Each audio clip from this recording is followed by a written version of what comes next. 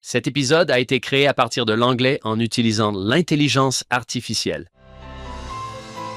Rosalind Welch, Doctrine et Alliance 71 à 75.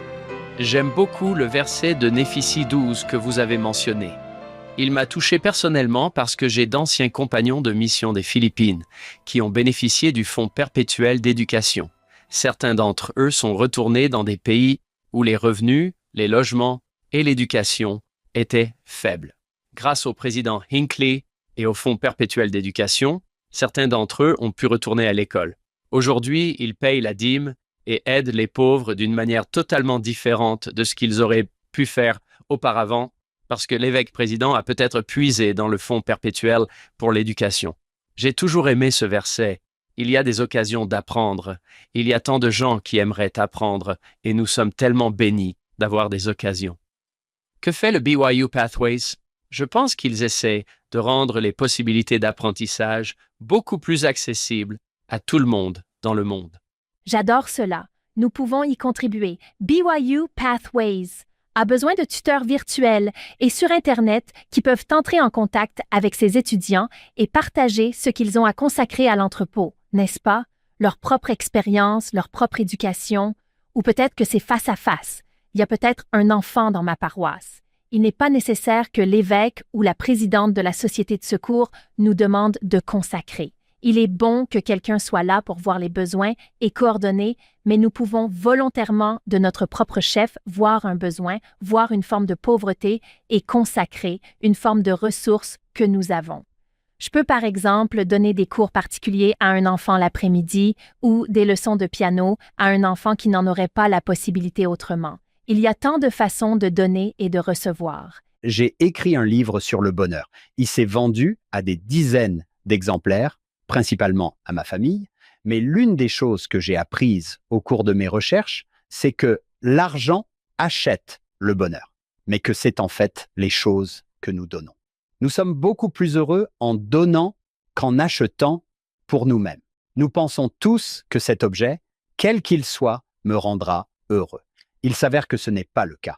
Un chercheur a appelé cela le Helper's High et j'ai pensé que c'était une façon d'identifier le Saint-Esprit avec le Helper's High qui survient lorsque nous donnons et servons. Le Seigneur est sage ici. C'est dans le don que vous trouverez la joie. Il faut qu'il y ait quelqu'un pour recevoir, sinon nous ne pouvons pas donner. C'est peut-être le bon moment pour passer de l'aspect chaleureux de la consécration. Comme je l'ai dit, j'aime le principe de la consécration. Il a changé ma vie de bien des façons. Il a bon goût pour moi. Il y a un autre aspect de la consécration qui peut parfois être un peu plus difficile à comprendre et à recevoir, comme nous en avons parlé. Il s'agit de la responsabilité. La responsabilité est une partie intrinsèque de la consécration. Examinons les versets 3 à 5 de l'article 72. L'un des devoirs importants de ce nouvel évêque, Newell Whitney, serait le suivant. Le Seigneur exige de chaque intendant qu'il rende compte de son intendance, à la fois dans le temps et dans l'éternité, car celui qui est fidèle et sage dans le temps est jugé digne d'hériter des demeures préparées pour lui par mon Père. Je vous le dis en vérité, les anciens de l'Église dans cette partie de ma vigne rendront compte de leur gestion à l'évêque qui sera nommé par moi dans cette partie de ma vigne. La responsabilité fait partie intégrante de la consécration.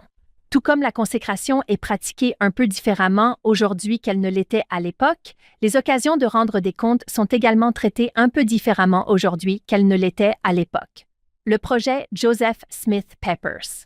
Joseph Smith Pepperson dit que tout ce que je sais de l'histoire des saints des derniers jours provient du site web du projet, mais il me dit que les anciens qui ont été appelés ont en fait envoyé des lettres à Newell Whitney pour expliquer ce qu'ils avaient fait de leur temps. Ils rendaient ainsi compte de leur gestion. De nos jours, nous avons toujours l'occasion de rendre compte de notre gestion, lors d'occasions telles que le règlement de la dîme ou les entretiens de recommandation à l'usage du temple. Il y a d'autres situations où nous devons rendre des comptes à l'évêque. Cela peut parfois être difficile.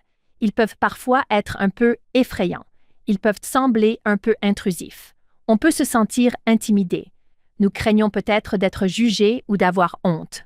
Peut-être craignons-nous de perdre un certain statut aux yeux de l'évêque ou de la paroisse si le compte-rendu que nous pouvons faire n'est pas tout à fait ce que nous voudrions qu'il soit.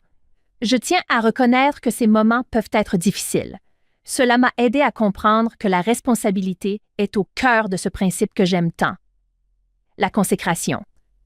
Comprendre que la responsabilité est l'autre face de la consécration m'aide à aborder ces moments avec une perspective différente. Je les vois maintenant comme un moment où je reconnais à l'évêque et au Seigneur quelque chose que je ressens si profondément, à savoir que Dieu m'a donné ma vie et tout ce que j'ai, et que j'en prends soin pour lui. J'aime reconnaître que le règlement de la dîme ou l'entretien d'aptitude est un moment où je reconnais cela devant le Seigneur. Lorsque je vois les choses sous cet angle, cela m'aide beaucoup. Ce n'est pas l'évêque qui nous contrôle, mais c'est moi qui contrôle avec Dieu ma relation avec lui, notre projet commun. Le Seigneur nous invite à collaborer avec lui dans son œuvre qui consiste à réaliser l'immortalité et la vie éternelle de l'humanité. Il m'invite généreusement à en faire partie, et ces entretiens de responsabilité peuvent être l'occasion de reconnaître que si vous aimez la consécration, mais que l'aspect responsabilité vous semble parfois un peu étrange, rappelez-vous qu'ils se rejoignent. Heureusement, d'après mon expérience, les évêques sages rendent cela très facile à retenir. Les évêques sages ont toujours, même dans les moments où j'ai échoué et où je n'ai pas été capable de rendre le compte que je souhaitais, été bénis par des évêques compatissants et merveilleux qui m'ont invité à faire mieux, qui ont accepté l'offrande que je pouvais faire, qui ne m'ont pas jugé, mais au contraire m'ont encouragé, m'ont invité à nouveau à collaborer avec le Seigneur et avec son œuvre. Je souhaite cela à tous les saints, si l'un d'entre vous est confronté à une occasion de rendre des comptes qui lui fait peur. Vous ne savez pas si vous pouvez y faire face. J'espère que cela vous aidera. Votre évêque n'est pas là pour vous surveiller, mais pour vous aider à vérifier avec le Seigneur et à vous souvenir de votre véritable relation avec lui. Oui, c'est vrai. La responsabilité fonctionne. Vous avez raison, c'est inconfortable. Personne ici parmi nous trois n'a jamais évité un entretien de responsabilisation. D'accord? Peut-être que l'un d'entre nous l'a évité. Frère Smith, pouvez-vous venir rencontrer le président du Quorum des Anciens pour parler de votre ministère? Pas cette semaine. Il y a toutes sortes de raisons pour lesquelles je ne peux pas le faire. Mais John, vous connaissez cette citation du président Monson? Lorsque les performances sont mesurées, elles s'améliorent. Lorsque les performances sont mesurées et communiquées, le taux d'amélioration s'accélère. C'est le Seigneur qui a la recette. J'essaie de me souvenir de l'esprit de ces entretiens. Moroni chapitre 6, nous parlons les uns aux autres du bien-être de nos âmes. Où en êtes-vous à ce sujet? Voici où nous en sommes. Nous allons continuer à essayer ensemble. Ce n'est pas toi contre moi, c'est nous tous contre Satan. Nous faisons de notre mieux. Oui, c'est vrai. Vous savez, il y a eu récemment un changement dans nos pratiques ministérielles dont vous êtes probablement au courant.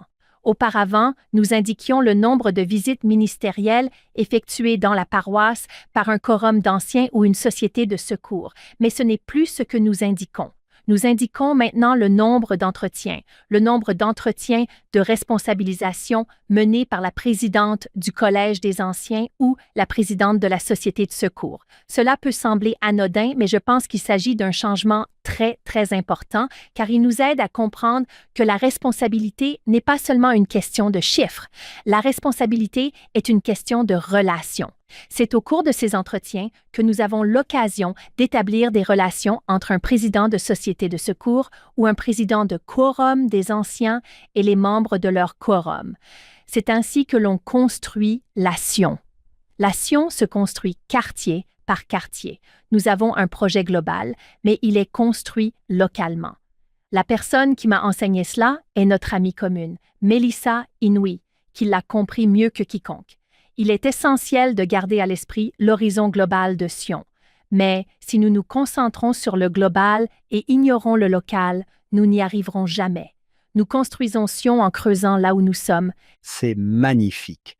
Il y a peut-être un autre point que j'aborderai ici dans la section 72. C'est ici, à la toute fin, au verset 24, à la toute fin de la section 72. En plus des lois du royaume concernant les membres de l'Église, ceux qui sont désignés par le Saint-Esprit pour monter en Sion et ceux qui ont le privilège de monter en Sion, qu'ils portent à l'évêque un certificat de 3 anciens de l'Église ou un certificat de l'évêque. Sinon, celui qui montera au pays de Sion ne sera pas considéré comme un administrateur avisé. C'est aussi un exemple. Amen. Il s'agit de la réalité selon laquelle le Seigneur avait besoin de réguler soigneusement le flux des saints vers Sion. Il devait s'assurer qu'ils n'étaient pas trop nombreux à partir en même temps et que ceux qui partaient respectaient la loi de consécration. Le risque, à ce moment-là, c'était qu'il y ait trop de gens qui montent trop tôt. En lisant cela, je me demande si, en 2025, nous n'aurons pas le problème inverse. Je me demande maintenant si notre problème n'est pas que trop peu de gens choisissent de vivre en Sion. Nous avons fait le serment de vivre la loi de consécration. Rien ne nous empêche de créer une communauté de Sion dans nos paroisses et je me demande si nous en sommes conscients. Je me demande si nous prenons cela au sérieux. J'ai souligné à plusieurs reprises que la consécration va bien au-delà de nos moyens matériels, mais je tiens à souligner que ce que nous choisissons de faire avec nos moyens matériels a vraiment de l'importance. Je ne veux pas donner l'impression que cela n'a pas d'importance pour le Seigneur. C'est important de vivre dans l'égalité, de prendre soin des pauvres et des nécessiteux est une partie essentielle de Sion. Le président Kimball l'a compris. Si vous êtes d'accord, j'aimerais lire quelque chose que le président Kimball a dit dans son discours « Devenir un cœur pur » qu'il a donné en 1978. Voici ce qu'il a dit. Pendant de nombreuses années, on nous a enseigné qu'un résultat final important des espoirs et des aspirations de notre travail dans cette œuvre est l'édification d'une Sion des derniers jours. Une Sion caractérisée par l'amour, l'harmonie et la paix, une Sion dans laquelle les enfants du Seigneur ne font qu'un. Et il cite ensuite le chapitre 8 de Mormon. Vous vous souvenez peut-être qu'il s'agit d'un chapitre très enflammé dans lequel Moroni s'adresse à nous qui vivons dans les derniers jours. Il dit « Car voici, vous aimez l'argent, vos biens, vos beaux vêtements et l'ornementation de vos églises, plus que vous n'aimez les pauvres et les nécessiteux, les malades et les affligés. » Le président Kimball poursuit « Sion ne peut être édifié que parmi ceux qui ont le cœur pur, non pas un peuple déchiré par la convoitise ou la cupidité, mais un peuple pur et désintéressé, non pas un peuple qui est pur en apparence avec ses beaux vêtements, non pas un peuple pur en apparence avec ses beaux vêtements, mais un peuple au cœur pur. Le temps nécessaire pour accomplir toutes les choses relatives à Sion dépend strictement de nous et de la manière dont nous vivons, car la création de Sion commence dans le cœur de chaque personne. Les prophètes ont vu en 1863 qu'il faudrait un certain temps pour apprendre nos leçons. Le président Kimball poursuit en disant que Brigham Young a déclaré que si le peuple néglige son devoir, se détourne des saints commandements que Dieu nous a donnés, recherche sa propre richesse individuelle et néglige les intérêts du royaume de Dieu, nous pouvons nous attendre à être ici pendant un certain temps, peut-être une période qui sera bien plus longue que ce que nous prévoyons. Ce que le président Kimball et le président Young nous enseignent ici, c'est que le temps qu'il faudra pour réaliser Sion et construire cette belle communauté bien-aimée dépend de nous. Pour mes étudiants, j'ai essayé de rendre l'alliance abrahamique aussi simple que possible, et je pense que c'est à peu près aussi simple que possible. Dieu dit à Israël, la famille, je vais vous donner des commandements très particuliers. Si vous respectez ces commandements, vous aurez une abondance de bénédictions. Avec ces bénédictions, vous devrez bénir toutes les familles de la terre. Je me demande si aujourd'hui, Rosalinde, nous ne restons pas bloqués sur le fait que je vais garder les commandements. Je reçois l'abondance de bénédictions, stop, mais je suis et je ne les utilise pas pour bénir toutes les familles, la terre, ce dont nous parlons, la consécration. La consécration fait suite à l'alliance abrahamique. C'est exact. Elle fait partie de cette séquence. Ah, c'est vraiment la nôtre. Pour moi, c'est plus facile de construire Sion quand tout le monde autour de moi se dit « Ouais, je vais me joindre à cet élan de groupe pour construire Sion ». C'est difficile de dire « Je vais le faire en premier. Je vais y aller, je vais être le chef de file ». Oui, exactement. Il est difficile de ne pas suivre le mouvement. Nous avons tendance à penser que ma vie extérieure, la façon dont je vis, ma maison, mes vêtements, mes voitures doivent refléter le type de personne solidement établie que je suis. Il y a quelque chose dans notre cerveau qui fait cette équation et il peut être difficile de ne pas se laisser entraîner dans cette course, mais il suffit d'un consécrateur vraiment pur pour nous montrer que c'est possible et j'en ai dans ma vie. Je pense à mon beau-frère qui est évêque et il convient de mentionner que les évêques ne reçoivent pas seulement des récits de consécration, mais qu'ils sont eux-mêmes des consécrateurs. Les évêques sont souvent parmi les personnes les plus consacrées que je connaisse. Mon beau-frère, Dave Sloan, est le plus important d'entre eux. Lui et ma sœur Naomi m'ont montré à quoi ressemble la consécration. Je leur serai toujours reconnaissant pour leur exemple. Mes pensées sont allées directement à la section 121, verset 34. Beaucoup sont appelés, mais peu sont choisis. Pourquoi ne sont-ils pas choisis? Ou pourquoi n'allons-nous pas à Sion? Ou pourquoi ne nous consacrons-nous pas? Parce que leur cœur est tellement tourné vers les choses de ce monde et qu'ils aspirent aux honneurs des hommes qu'ils n'apprennent pas une seule leçon. C'est le pouvoir du ciel. C'est moi. Leurs cœurs sont tellement attachés aux choses de ce monde et aspirent aux honneurs des hommes. Ils veulent être riches et célèbres.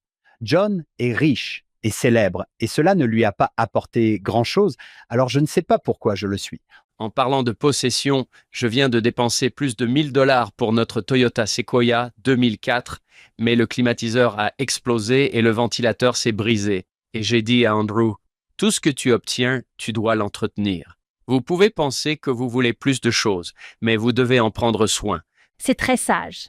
Ma belle-mère dirait que plus on possède, plus on est possédé. Rosalind, c'était fantastique. C'est aussi un peu une prise de conscience. Bien, c'est ce que je voulais. J'aime beaucoup la première partie. Le royaume du Seigneur n'est pas fragile. Défendez vos convictions. Maintenant, vous allez, et en passant, vous consacrer à Sion et moi. Ok, je peux faire mieux. Regardez le modèle du livre de Mormon. Construisez votre fondation sur le Christ. Puis ils commencent à prospérer, parfois matériellement, et ils obtiennent des choses, puis ils changent d'endroit. Maintenant, déplaçons-nous et bâtissons nos fondations sur nos affaires ailleurs. À chaque fois, Leur cœur est fixé, comme vous venez de le dire, sur les richesses du monde. Le Seigneur doit alors envoyer des épreuves pour relancer le cycle de l'humilité. Le prochain bloc de notre chapitre est la section 73. Je pense qu'aujourd'hui, nous pourrions passer assez rapidement sur ce chapitre, bien qu'il soit court. Il est riche cependant et je vous encourage à le mâcher profondément et à voir ce que vous pouvez en tirer parce qu'il y a beaucoup à en tirer. Mais ici, dans cette section, le Seigneur instruit Joseph et Sidney que vous avez fait le travail que je vous ai demandé de faire.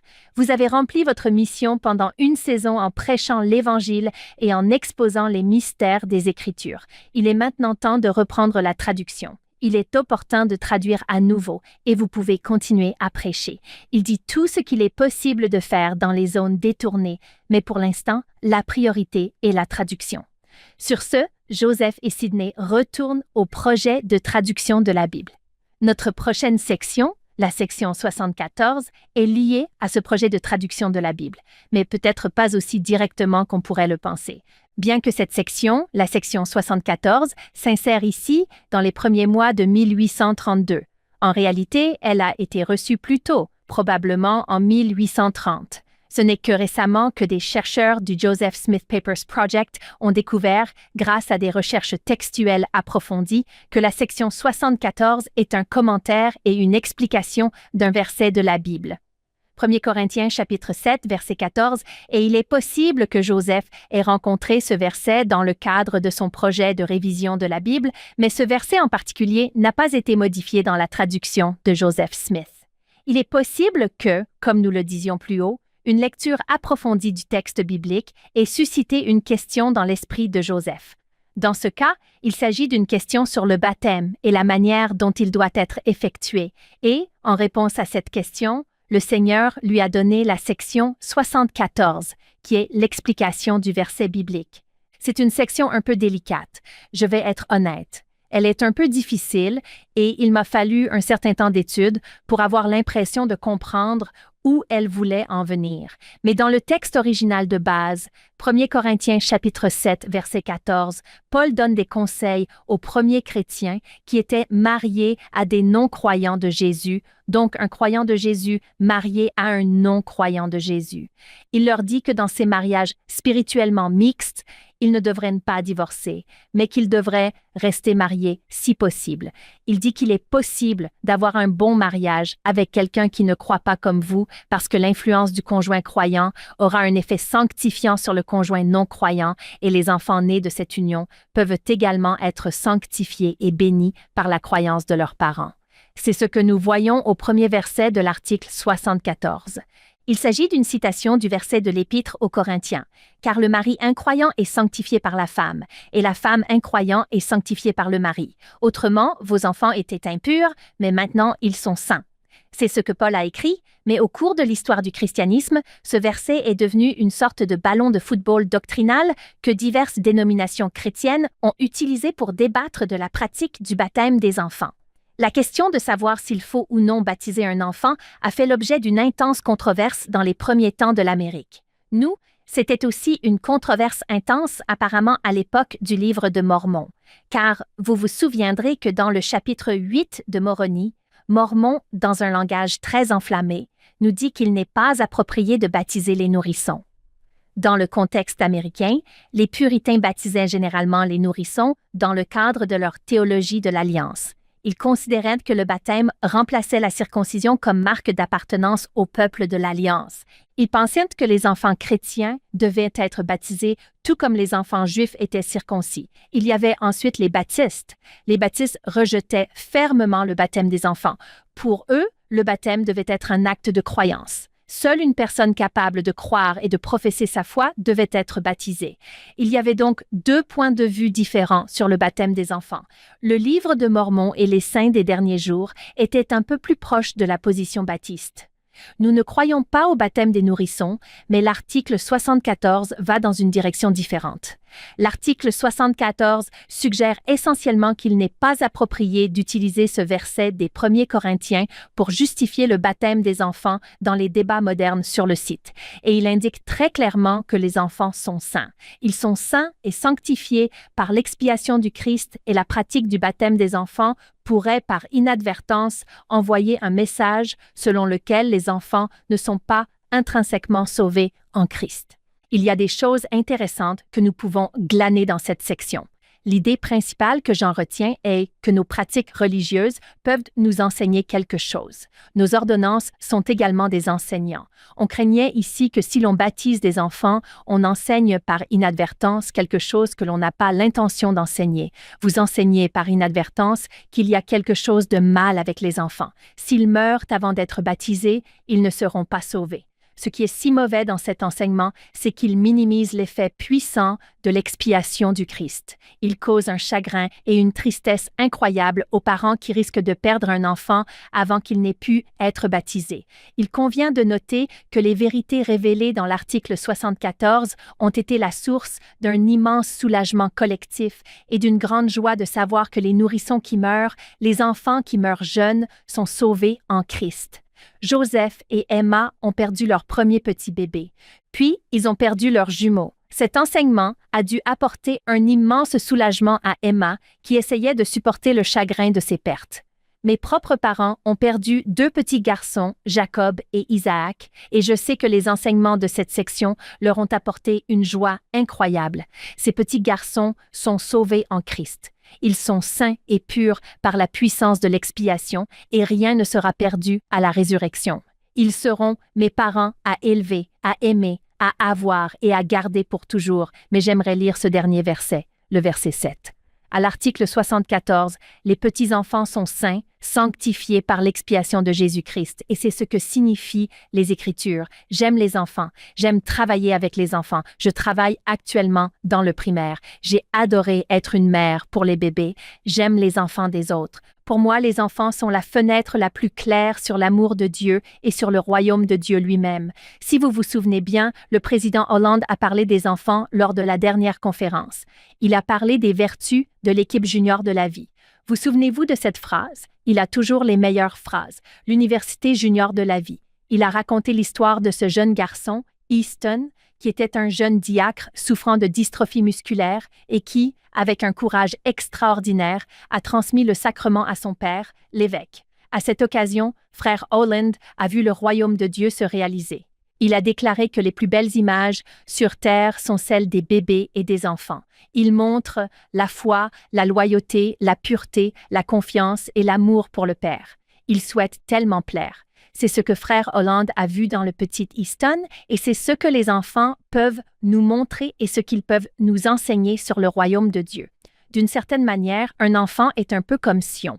Il est significatif que dans Mosaïa 3, nous ayons parlé plus tôt de l'homme naturel comme d'un ennemi de Dieu. Heureusement pour nous, notre Sauveur aime ses ennemis, mais le roi Benjamin poursuit en disant que l'homme naturel est un ennemi de Dieu, à moins qu'il ne devienne comme un enfant, humble, soumis et plein d'amour. Cependant, comme l'enfant pour le Père, nous pouvons nous demander pourquoi les enfants sont pour nous un modèle de disciples rachetés. Qu'est-ce qui, chez les enfants, nous apprend quelque chose sur la vie de disciples que rien d'autre ne peut nous apprendre? Cette comparaison est fréquente avec le Seigneur dans le discours communautaire. Matthieu 18. C'est ainsi qu'il commence. Devenez comme des petits-enfants. Comme vous l'avez dit, le roi Benjamin devient comme des petits-enfants. Il y a une différence évidente entre être enfantin et avoir l'air d'un enfant. J'ai vu mes enfants être incroyablement indulgents envers leurs parents, surtout les plus petits. C'est bien, papa, quand tu penses « Oh, papa s'est planté aujourd'hui, je suis désolé. » Ce n'est pas grave. Papa incroyablement prompt à pardonner. C'est sincère. Ils sont prêts à aller de l'avant. Oui, leur cœur est si ouvert. Ils vivent dans le présent. Ils ne s'attardent pas sur le passé. Ils ne se fixent pas sur l'avenir. Ils vivent dans le présent. Ils vivent le moment présent. Ils vivent dans l'instant présent. Et vous, John, je sais que vous avez des petits-enfants. Qu'est-ce qui les caractérise? L'autre soir, dès que l'un d'eux s'intéressait à un jouet, l'autre venait le prendre. Puis il s'est désintéressé du jouet, et la petite sœur est arrivée, et soudain il s'est remis à s'intéresser au jouet. Le mot qui me vient toujours à l'esprit est innocence. Ils sont tellement innocents et purs. Peut-être que ce n'est que grâce à l'expiation du Christ que nous pouvons être déclarés purs, innocents et sanctifiés. C'est un très bon point de dire que les enfants ne sont pas parfaits. Ils ne sont pas exempts de défauts ou de fautes. Comme nous tous, ils naissent avec une nature humaine susceptible d'être influencée par notre monde déchu. La raison pour laquelle les enfants sont saints, la raison pour laquelle les enfants sont sanctifiés, c'est qu'ils sont couverts par l'expiation du Christ. Le sacrifice du Christ est efficace pour protéger les enfants et les maintenir sous son parapluie de sécurité. Néanmoins, il y a quelque chose chez les enfants que nous devons imiter. C'est ce que le Christ a enseigné à Nicodème. Nous devons devenir un enfant et naître de nouveau. C'est la seule façon d'entrer dans le royaume de Dieu. Nous devons en quelque sorte cultiver en nous l'esprit d'un enfant. Comme tu l'as dit, John, leur ouverture, leur confiance, leur innocence, leur réceptivité. Avez-vous remarqué que les enfants sont vraiment doués pour recevoir de la manière dont nous avons parlé de cette sorte de réception à cœur ouvert? Il s'agit également d'acceptation et de pardon. J'ai aussi remarqué que les enfants cherchent rapidement le réconfort, parce que c'est moi qui veux réconforter.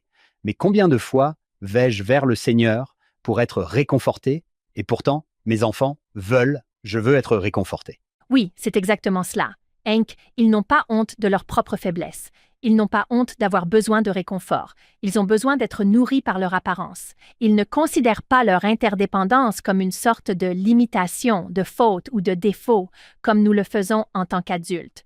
Nous voulons croire que nous sommes autosuffisants, que nous avons tout compris et que nous pouvons nous débrouiller seuls. Je crois que vous avez mis le doigt dessus. C'est précisément la faiblesse des enfants, ou ce que l'apôtre Paul pourrait appeler leur folie. Ils comprennent qu'ils ne comprennent pas tout. Ils acceptent leur faiblesse. Ils savent qu'ils ont besoin de réconfort et d'aide, car tel est le royaume des cieux.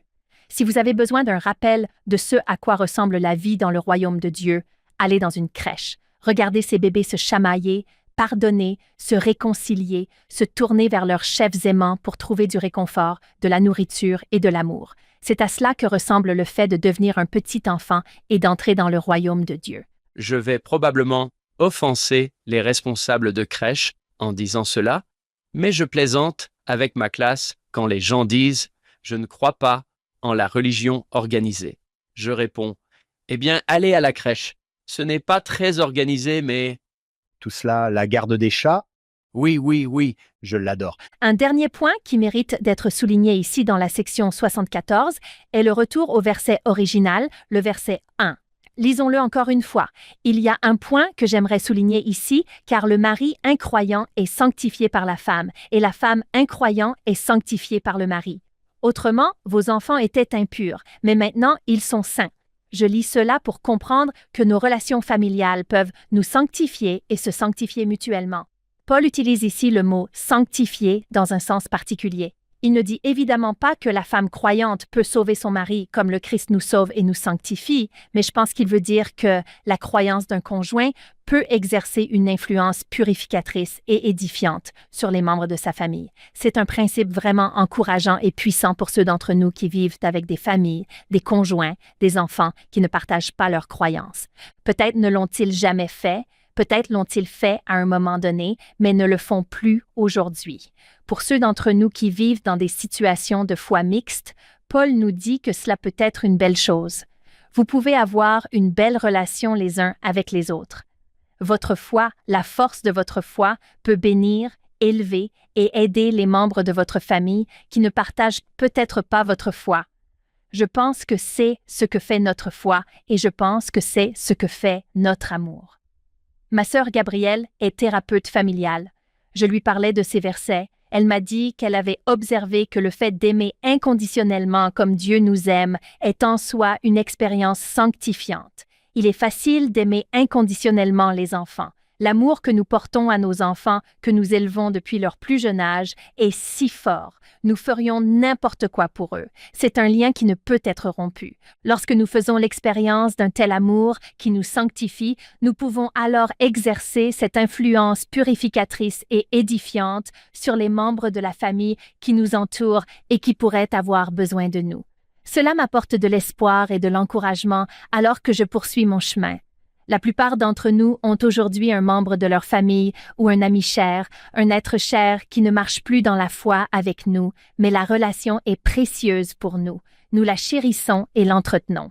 Cela m'encourage de savoir que ma foi et mon amour leur seront utiles, les aideront, les sanctifieront d'une manière ou d'une autre. C'est magnifique. J'étais récemment à Nauvoo avec une amie australienne, Sue Frost. Elle est sortie en larmes de la maison de Sarah Granger Kimball parce que mon amie Sue est une présidente de la Société de secours en Australie dont le mari n'est pas membre. Je ne pense pas qu'elle savait que la Société de secours a été créée par une femme, Sarah Granger Kimball, dont le mari n'était pas membre, mais qui était un grand homme. Je ne pense pas que nous parlions de vivre avec quelqu'un qui est violent et que vous pouvez avoir une bonne influence sur lui. Ce n'est pas ce dont nous parlons, mais un homme ou une femme non croyant, et bon, de grandes choses se produisent dans ces foyers. Oui, et nous pouvons aussi apprendre d'eux. Toute relation doit être une relation de réciprocité. Si vous vous y engagez en pensant « Oh, je suis toujours », comme nous en avons parlé avec la consécration, je suis toujours celui qui donne. Ils sont toujours les destinataires de mon influence sanctifiante. Cela n'est pas de nature à créer la confiance et l'acceptation. Nous devons nous rendre compte qu'ils ont aussi des dons à nous offrir. Je peux apprendre d'eux. Oui, je vais m'accrocher à ma foi. Je vais m'accrocher à mon amour et à ma relation avec le Sauveur, mais je peux aussi apprendre de mon conjoint non-croyant. C'est cette réciprocité, ce respect mutuel, cet amour et cette patience. C'est ce qui nous purifie et nous élève ensemble. Je suppose que le contraire de cela est que vous n'êtes pas le bienvenu dans cette maison ou quelque chose d'horrible comme cela. Mais il y a toujours vous allez vous en sortir. Combien de fois ai-je cité Stephen Robinson dans cette émission? Il ne s'agit pas de savoir qui a votre dossier de membre, il s'agit de savoir qui a votre cœur. C'est magnifique. Rosalind, c'était phénoménal. Je suis triste de dire qu'il ne nous reste plus qu'une section, mais nous sommes prêts. Que voulez-vous faire de la section 75? La section 75 va nous permettre de terminer sur une note merveilleuse. Nous sommes presque à la fin du mois de janvier 1832. Nous avons couvert environ 2 mois au cours de ces sections. Une fois de plus, nous sommes à une conférence trimestrielle de la prêtrise. Il s'agit d'une conférence de la prêtrise avec beaucoup d'affaires de quorum. Avez-vous déjà assisté à une réunion de sacrement où les affaires de la paroisse semblent s'éterniser et où vous vous demandez si nous allons un jour arriver au sacrement? On nous a dit que des affaires considérables étaient traitées pour faire avancer le royaume. Entre autres choses, des anciens ont reçu leur licence de la prêtrise. C'est une pratique que nous ne pratiquons plus aujourd'hui, mais dans les premiers temps de l'Église, lorsque vous étiez ordonné à un office de la prêtrise, vous receviez une licence physique. Les anciens étaient agréés. Orson Pratt a été nommé président des anciens. Joseph a été ordonné président de la grande prêtrise. Parmi ces événements vraiment importants et ces progrès dans la compréhension de la prêtrise par les saints, il y avait aussi des anciens qui avaient demandé la révélation pour être guidés dans leurs devoirs. Cela n'était pas rare. Comme nous l'avons vu à de nombreuses reprises, des saints viennent voir Joseph et lui disent « Je demande une révélation. Je veux savoir ce que le Seigneur attend de moi. Je me demande si Joseph s'est jamais fatigué de faire cela. Je ne sais pas, mais Joseph s'est très patiemment tourné vers le Seigneur. Il a demandé la volonté du Seigneur. En réponse, le Seigneur a parlé par l'intermédiaire de Joseph. La section 75 contient 2 révélations de ce genre. Nous recevons la section 75 en 2 parties. D'abord les versets 1 à 22. Il semble que cela s'adresse aux anciens qui avaient déjà dit « Je veux aller prêcher l'Évangile ». Ils avaient précédemment soumis leur nom et dit « Je suis prêt et disposé à aller prêcher ici dans ces 22 premiers versets ». Ces anciens sont affectés. Les compagnons sont affectés à certains domaines de service. Ils reçoivent des instructions sur leur travail missionnaire. Puis dans la deuxième section, les versets 23 à 30, il s'agit peut-être d'autres anciens qui ne s'étaient pas spécifiquement portés volontaires comme anciens ou comme missionnaires, comme prédicateurs, mais ils sont aussi maintenant appelés à travailler et reçoivent des instructions sur les différentes façons dont ils peuvent servir dans le royaume. C'est une section merveilleuse qui s'ajoute à de nombreuses autres sections pleines de conseils sur le travail missionnaire, sur la prédication efficace de l'Évangile, sur la manière d'imiter le Christ lorsque nous témoignons de lui dans le monde, et c'est tellement riche. Nous ne pourrons aborder que quelques sections. L'une des choses qui me frappe le plus dans cette section est la nécessité de travailler dur. Travailler dur, se lever chaque matin et se remettre à l'ouvrage. Nous pourrions peut-être lire 2 versets qui traitent de ce sujet. Il y a 2 versets au début et à la fin de la Révélation. Lisons les versets 3 et 29. Je me demande, Hank, si vous voulez bien lire le verset 3 et ensuite John, si vous voulez bien lire le verset 29. Absolument. Section 75, verset 3. Voici. Je vous dis que ma volonté est que vous partiez, que vous ne vous attardiez pas, que vous ne soyez pas oisifs, mais que vous travailliez de toutes vos forces. Que chacun soit diligent en toutes choses, et l'oisif n'aura pas de place dans l'Église, à moins qu'il ne se repente et ne change de voie. Oui, ne vous lassez pas de bien faire. C'est ce qu'il nous a dit à la section 64. C'est une grande œuvre. L'œuvre est urgente. Le temps est venu. Sion a besoin d'être construite et de s'élever dans sa gloire. Il faut s'y atteler. Vous êtes appelés en ce moment à donner tout ce que vous avez, que nous soyons en 1832 ou en 2025. Cet impératif de travailler dur est toujours présent. En fait, il nous accompagne depuis Adam et Ève, avant même la chute dans le jardin. Adam et Ève avaient déjà été chargés d'habiller et de garder le jardin d'Éden. Le travail fait partie de la condition humaine depuis le tout début, un travail à la sueur de notre front. Je pense que c'est parce que le travail nous aide à développer notre nature divine d'une certaine manière. Je dois en conclure que le Seigneur nous demande de travailler, nous donne des occasions de travailler, nous invite à travailler avec lui parce qu'il sait qu'en faisant cela, il contribuera à la réalisation de son grand dessein qui est le développement de notre nature divine, de la vie éternelle et de l'immortalité de ses enfants. Mais la question est de savoir pourquoi nous sommes parfois tentés de répondre à cette question de manière erronée. Nous pourrions nous dire « Je dois me lever aujourd'hui. Je dois travailler aussi dur que possible. » Que vous soyez missionnaire, maire, évêque ou que vous reveniez dans l'Église pour la première fois après des années d'absence, vous vous réveillez le matin et vous vous dites « Je dois travailler pour tout ce que je vaux afin que le Seigneur accepte mon offrande, qu'il m'aime et qu'il soit satisfait de mon offrande. » Cela peut être un piège lorsque nous commençons à nous dire que nous travaillons pour mériter l'amour du Seigneur, pour gagner sa faveur ou pour nous sauver nous-mêmes, que nous travaillons pour réaliser notre propre salut. Il y a quelque chose de profond dans notre esprit qui veut nous raconter cette histoire que si je travaille plus dur, le Seigneur m'aimera plus. Et il est vrai que le Seigneur nous invite avec insistance à travailler dur, mais je ne pense pas que ce soit pour qu'il nous aime davantage. Le roi Benjamin nous a appris que nous sommes toujours des serviteurs inutiles. Nous pouvons nous lever, nous pouvons travailler jusqu'à l'os, nous pouvons travailler frénétiquement sans nous arrêter pour essayer de rembourser la dette que nous avons envers le Sauveur. Mais cela n'arrivera jamais. Cela n'arrivera jamais. Ce n'est pas le but du travail. Votre bon ami Adam Miller nous a appris que l'amour est une loi, pas une récompense. Nous voulions le mettre sur des t-shirts. C'est-à-dire que Dieu nous invite à participer à son œuvre d'amour. Non pas pour que nous soyons aimés ou récompensés par lui, mais parce que l'œuvre est la récompense même de notre participation. Et vous, John, qu'est-ce qui vous vient à l'esprit? Mon président de mission, Menlo F. Smith, avait l'habitude de dire qu'il avait 96 ans et qu'il vivait à Saint-Louis. Nous parlons souvent de lui. Je me demande s'il accepterait que je me fasse passer pour lui. Elder, by the way, le Seigneur accomplit son œuvre par l'intermédiaire de son peuple et il accomplit son peuple par l'intermédiaire de l'œuvre. C'est tout à fait exact. J'aime ce concept et nous en avons parlé avant de faire sortir les enfants d'Israël d'Égypte. Maintenant, nous devons faire sortir l'Égypte des enfants d'Israël de la même manière que le travail nous change. Elle nous bénit. Le Seigneur accomplit le travail par l'intermédiaire de son peuple. Merci, Monsieur le Président Smith. John, je connais Menlo Smith. J'étais dans sa paroisse. Pas du tout. J'ai fait partie de sa paroisse à Saint-Louis pendant 10 ans. Il était mon frère de ministère. Je ne plaisante pas, je suis content d'en avoir parlé. Est-ce que je lui ressemblais un peu? Vous lui ressemblez étrangement. C'était incroyable. Oui, frère Menlo, nous avons parlé de la consécration. Il est l'exemple d'un cœur vraiment consacré. Il donne tout ce qu'il a et tout ce qu'il est pour nos auditeurs. C'est une personne charmante qui était un homme d'affaires dans le domaine des bonbons. Il était littéralement Willy Wonka. Il gagnait sa vie en vendant des bonbons.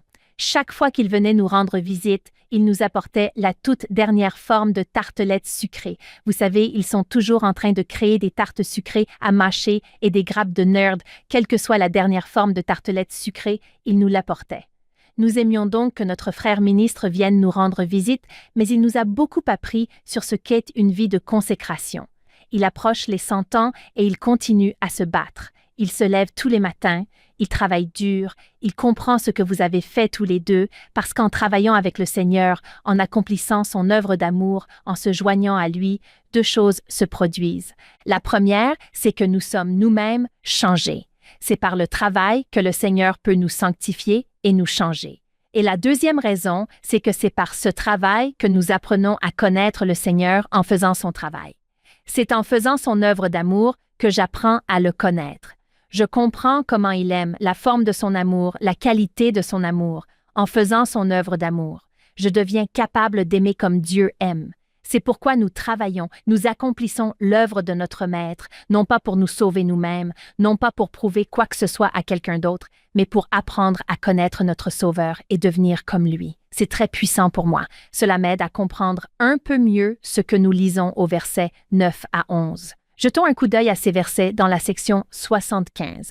Ici, il donne des instructions à tous les missionnaires, mais il s'adresse en particulier à William McClellan et à Luke Johnson, qu'il vient d'associer pour former un compagnon missionnaire, et il leur ordonne d'aller enseigner. Voici ce qu'il leur dit au verset 10. Invoquez le nom du Seigneur pour le Consolateur qui leur enseignera tout ce qui leur est utile. Priez toujours pour qu'ils ne se fatiguent point, et s'ils font cela, je serai avec eux jusqu'à la fin. Il leur recommande ici de toujours prier. La prière fait partie de notre travail. La prière est une sorte de travail et elle fait partie du travail que nous sommes appelés à faire dans cette section parce que les saints des derniers jours, nous comprenons vraiment le principe de ne pas rester oisifs. Nous l'avons intériorisé en l'écrivant sur les tables charnues de nos cœurs. Nous savons comment nous lever le matin, aller à la ferme d'entraide, travailler dur sur le projet de service, rentrer à la maison, préparer le repas pour nos voisins, venir, me suivre avec notre famille, prier en famille, puis ranger la cuisine avant d'aller nous coucher. Nous savons comment travailler sans relâche, mais nous souvenons-nous que la prière fait partie de ce travail? La prière est pénible et urgente, mais c'est une autre sorte de travail. C'est un travail de contemplation, c'est un travail d'immobilité, c'est un travail d'étude, c'est une sorte de travail intellectuel, spirituel et émotionnel où nous sommes appelés à exercer différentes facultés, à puiser des énergies dans différentes parties de notre âme. Notre corps a besoin d'être apaisé pendant un moment, mais notre esprit est à l'œuvre dans la prière. J'aime que le Seigneur précise « Priez sans cesse ». Priez toujours. Cela fait partie de votre travail. Je connais les missionnaires qui écoutent là-bas. Vous faites ce travail, vous priez sans cesse. Vous priez le matin, vous priez avant chaque rendez-vous. Vous priez avant de sortir. Vous priez avant de rentrer. Priez pendant que vous marchez. Vous priez en marchant. Vous nous montrez ce que signifie prier sans cesse et ce que signifie faire de la prière une partie de notre labeur et de notre travail. J'aime penser aux prières dans la maison du Seigneur, aux prières sur les noms sur les autels du temple qui sont faites sans cesse tout au long de la journée. Si vous pensez au temple qui parsème le monde, alors collectivement, en tant que peuple, nous prions sans cesse pour ceux qui en ont besoin et c'est une partie tellement centrale du travail que nous faisons dans nos temples. C'est aussi une partie essentielle de notre travail spirituel. John a souvent utilisé l'analogie d'un avion qui n'est pas sur la bonne voie la plupart du temps. Il fait simplement des corrections, et la prière peut être une forme d'alignement. La prière peut être une forme d'alignement, et il finit par atterrir sur les chiffres à Heathrow. Comment fait-il alors qu'il s'écarte de sa trajectoire la plupart du temps? Il est sans cesse corrigé. Un peu à droite, un peu trop à gauche, un peu trop à droite, un peu trop à gauche, mais vous faites ces petites corrections pour moi. La prière peut être un moyen de ne pas être parfaitement aligné. Revenons à nos moutons. Vous n'êtes pas parfaitement aligné. Revenons-y. N'abandonnez pas. Frappez à cette porte encore et encore. C'est un travail, mais c'est un travail de restauration. C'est un travail de renouvellement. C'est un travail de sanctification. G. Golden Kimball a dit qu'il ne marchait pas sur le droit chemin, mais qu'il le traversait aussi souvent qu'il le pouvait. Je pense que c'est ce qu'il voulait dire. Des allers-retours, des allers-retours. Examinons les versets 23 à 26, car ils indiquent une manière inattendue de nous impliquer plus que nous ne l'aurions pensé dans l'œuvre du Seigneur. Il dit ici, « Et encore ainsi vous dit le Seigneur, ancien de mon Église, qui avait donné vos noms pour que vous connaissiez sa volonté à votre égard. Voici que je vous dis qu'il est du devoir de l'Église d'aider à soutenir les familles de ceux qui sont appelés et qui doivent être envoyés dans le monde pour proclamer l'Évangile au monde. C'est pourquoi, moi, le Seigneur, je vous donne ce commandement de trouver des places pour vos familles, dans la mesure où vos frères sont disposés à ouvrir leur cœur et à permettre à tous ceux qui peuvent obtenir des places pour leur famille et le soutien de l'Église pour elles, de ne pas manquer d'aller dans le monde, que ce soit à l'est ou à l'ouest, ou au nord ou au sud. Quel est le problème? Le problème, c'est que les missionnaires qui partent proclamer l'Évangile laissent derrière eux des familles. Il faut que quelqu'un s'occupe de ces familles. Les saints de Kirtland ont une tâche très importante à accomplir. Offrir l'hospitalité, le logement, le soutien et l'amour aux familles des anciens qui partent dans le monde. Ce besoin existe toujours. Nous pouvons soutenir les familles des présidents de mission qui partent en mission et dont les enfants et les petits-enfants sont restés sur place. Peut-être que leur grand-mère et leur grand-père ne sont pas là pour les soutenir. Il y a peut-être une autre grand-mère ou un autre grand-père qui peut les aider. Vous pouvez être leur grand-mère et leur grand-père de substitution. Il y a tant de façons de soutenir les familles des missionnaires. Aujourd'hui, avec l'arrivée des missionnaires de service, nous avons même parfois l'occasion d'accueillir un missionnaire de service dans notre propre maison. Il y a quelques années, ma belle-sœur et mon beau-frère ont vécu une expérience merveilleuse avec un jeune ancien. Il s'appelle Connor Green. Certains de nos auditeurs ont peut-être déjà entendu parler de cet ancien. Son histoire est remarquable. Il est né aveugle et a été élevé dans un orphelinat en Chine, mais il a été adopté par une famille de saints des derniers jours, a déménagé dans l'Utah à l'adolescence et a été converti à l'Évangile par une sœur missionnaire de Temple Square qui parlait le mandarin. Elle l'a enseigné dans sa propre langue. Il s'est converti, a développé un témoignage brûlant du Sauveur et un désir ardent de servir le Seigneur lui-même. Mais il est aveugle, il a un handicap important, il a tant de capacités. C'est un musicien extraordinaire et il a la capacité incroyable de jouer du piano à l'oreille, d'entendre une chanson et de la reproduire parfaitement au piano. Il avait tant de dons à offrir et voulait désespérément les donner aux saints. Il a été appelé pour une mission de service. Dans ce cadre, ma belle-sœur et mon beau-frère, Christina et Jeff Broberg, ont eu la chance de pouvoir accueillir Elder Green dans leur maison pendant la durée de sa mission. Ils lui ont donné un endroit où vivre. Ils l'ont aidé à subvenir à ses besoins. Ils l'ont aidé à se déplacer. Elder Green a apporté son aide au MTC. Il a servi comme professeur de langue au MTC où il a pu aider les missionnaires à apprendre le mandarin. Il avait des compétences incroyablement spécialisées dans ce domaine. Il a également servi dans le temple. Il a trouvé des moyens utiles de servir le Seigneur avec ses dons et ses capacités, même en dépit de ses handicaps. En prime, ma belle-sœur et mon beau-frère ont eu la chance inouïe de l'accueillir chez eux. Si vous leur posez la question, ils vous parleront des bénédictions extraordinaires qui sont tombées sur leur famille. Leurs propres enfants ont développé un amour pour le travail missionnaire. Un de leurs fils a fait fidèlement sa mission pendant que Elder Green vivait avec eux. Un autre fils, qui a reçu récemment son appel en mission, l'esprit du travail missionnaire, est venu vivre dans leur maison et les a bénis de bien des manières.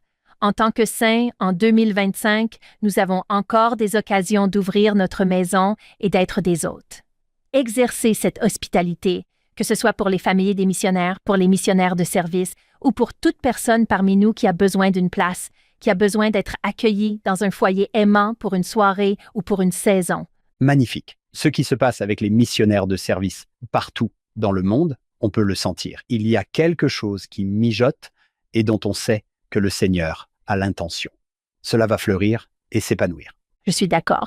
C'est plus gros à l'intérieur. C'est plus grand à l'intérieur. Et comme de plus en plus de jeunes gens réalisent la joie du service et notre appel à ces missions de service, alors en tant que saints, nous serons appelés à ouvrir nos maisons. Ces missionnaires de service vivent souvent, mais pas toujours, dans une famille d'accueil. Il nous appartiendra de nous demander si nous pouvons ouvrir nos maisons pour permettre à ce missionnaire de servir sa mission. L'hospitalité n'est pas une question de surface. Ce n'est pas une question de savoir-vivre et de politesse, d'avoir une belle maison et d'organiser un dîner. L'hospitalité est une valeur morale centrale dans l'Ancien Testament. Vous souvenez-vous de l'histoire d'Abraham? Dans la Genèse 18, 3 étrangers viennent lui rendre visite. Il est hospitalier. Il leur ouvre sa maison. Ils entrent et il les nourrit. Il les divertit. Il leur donne une place et prend soin d'eux. Puis, il s'avère, à son insu, que ces 3 étrangers étaient des anges. Il a eu une rencontre avec la divinité elle-même parce qu'il a ouvert sa maison. À maintes reprises dans l'Ancien Testament, nous voyons qu'il faut ouvrir son cœur à l'étranger, aux réfugiés, à ceux qui errent. C'est le devoir de tous ceux d'entre nous qui sont liés au Seigneur par une alliance, parce que le peuple de l'alliance lui-même était un peuple errant. Les peuples de l'alliance du Seigneur étaient des vagabonds dans le désert, alors qu'ils se dirigeaient vers la terre promise après leur sortie d'Égypte. Aujourd'hui, il nous incombe, en tant que peuple de l'alliance, d'accueillir ceux qui ont besoin de nous, les réfugiés, les missionnaires, tous ceux qui ont besoin de notre amour, de notre hospitalité, de nos provisions et de nos soins. Le Seigneur lui-même est l'hôte par excellence. C'est lui qui a donné la manne et l'eau aux enfants d'Israël dans le désert. C'est lui qui les a nourris. C'est lui qui, dans le psaume 23, dresse une table devant nous et le divertit. Les Écritures nous apprennent qu'au dernier jour, nous serons tous réunis dans un grand festin. Nous nous retrouverons au banquet de noces du Seigneur. Les façons dont nous pouvons servir, ouvrir notre maison, nourrir et être hospitaliers les uns envers les autres, aujourd'hui, sont 4 avant-goûts de ce qu'il en sera lorsque nous serons tous réunis en Sion et que le Seigneur lui-même dressera la table. Rosalinde, je ne peux pas vous dire à quel point j'ai appris les sections 71 à 75. Je sais que nous l'avons dit et répété, mais ils sont plus grands à l'intérieur qu'ils ne le paraissent à l'extérieur. Ouais, j'adore cela. Ils sont à l'ombre de l'article 76, ce qui fait qu'on ne se dit pas qu'il n'y a pas grand-chose ici. Allons-y maintenant. Je m'arrête là? D'accord, attendez. Je ne veux pas passer si vite à l'article 76. J'ai une question à vous poser. Pendant que vous expliquiez quelque chose tout à l'heure, cette pensée m'a frappé. J'ai noté cette question, John. Nous invitons ces invités, pas nécessairement parce qu'ils sont plus intelligents ou meilleurs que n'importe quel autre membre de l'Église, mais des gens qui ont des doctorats, des PhD, ils ont une expertise. Ils ont passé des années sur cette expertise spécifique. Voici ma question.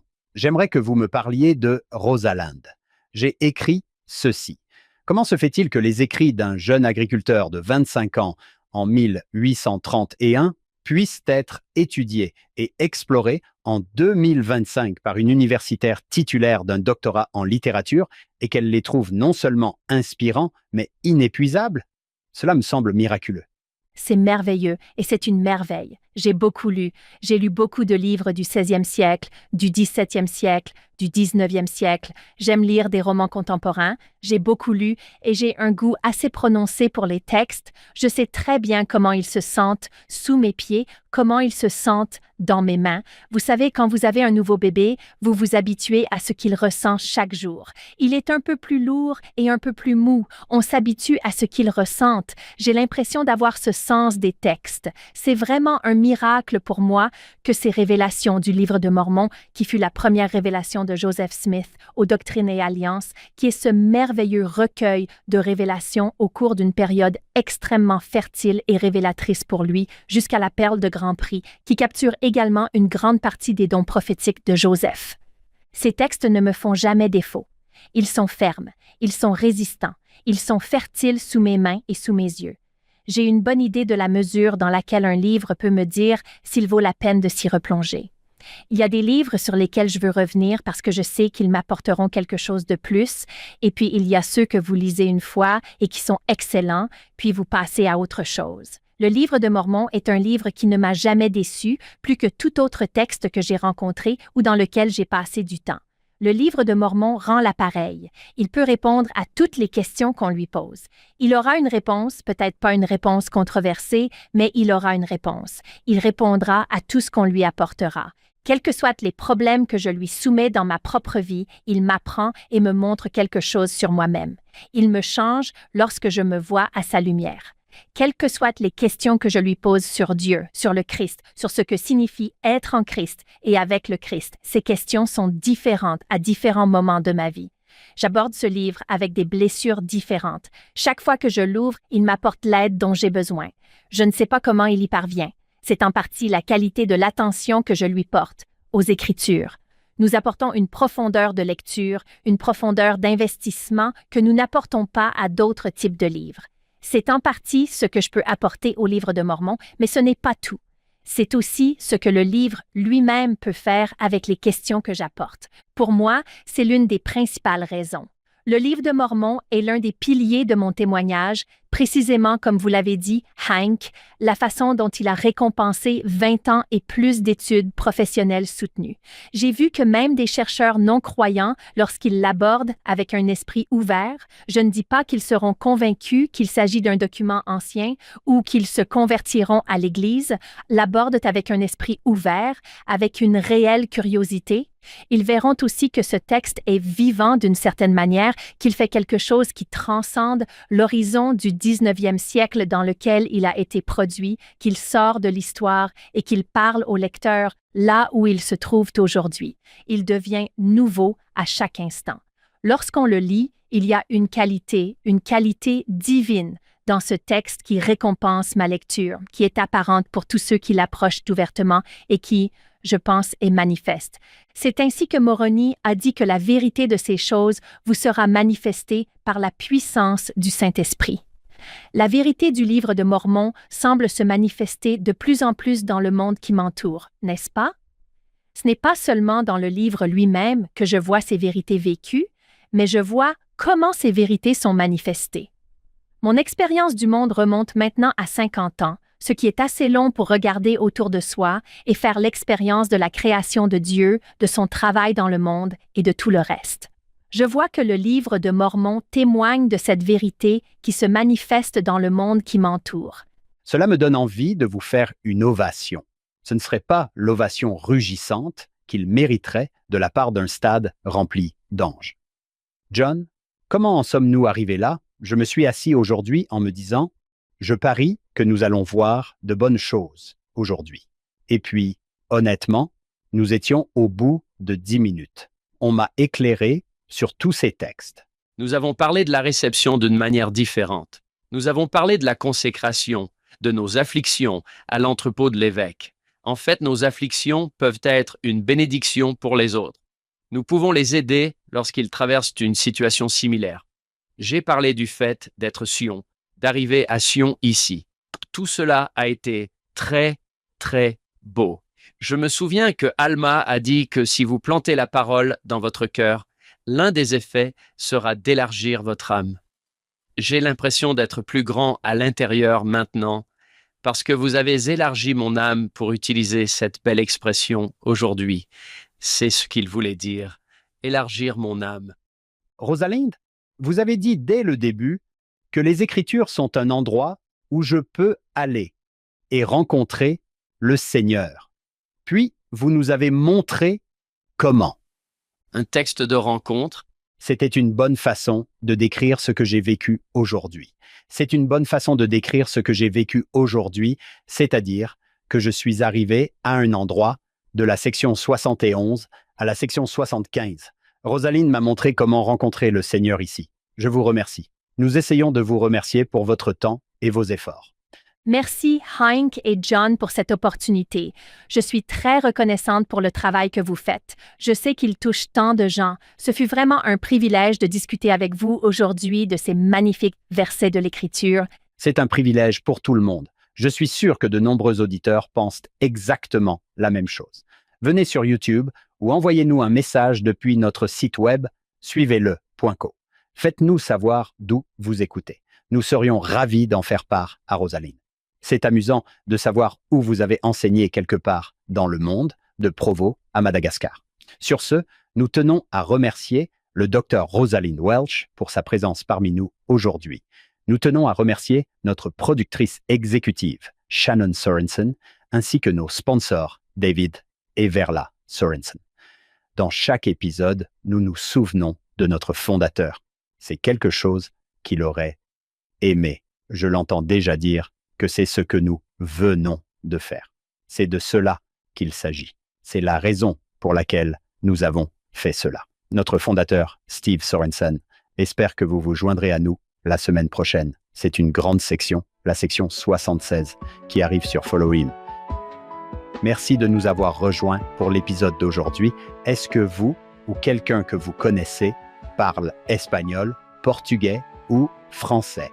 Vous pouvez désormais regarder et écouter notre podcast dans ces langues.